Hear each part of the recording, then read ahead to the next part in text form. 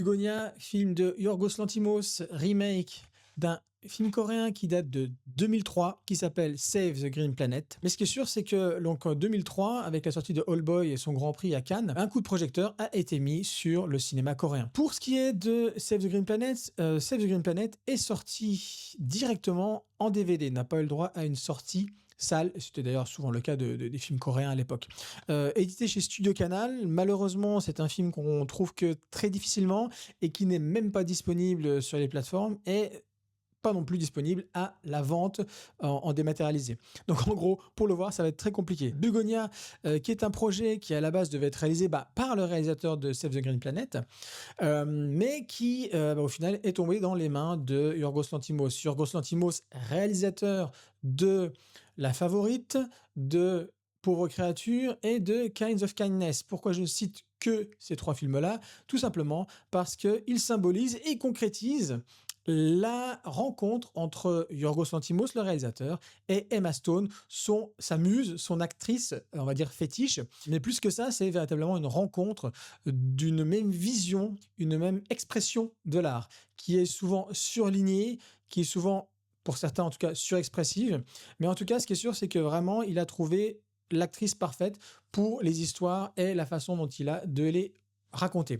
Bugonia, c'est l'histoire de quoi? C'est l'histoire d'un grand mania, on va dire, d'un grand gérant d'entreprise, d'une multinationale, qui va se faire kidnapper. Dans l'original, c'est un homme. Dans le remake, c'est une femme, jouée par Emma Stone. Pourquoi est-ce qu'il est kidnappé? Parce que le couple qui le kidnappe pense que c'est un extraterrestre. Et qu'en fait, les extraterrestres ont envahi toutes nos sociétés. Les ravisseurs ont raison, ou est-ce qu'Emma Stone est juste une directrice de multinationale?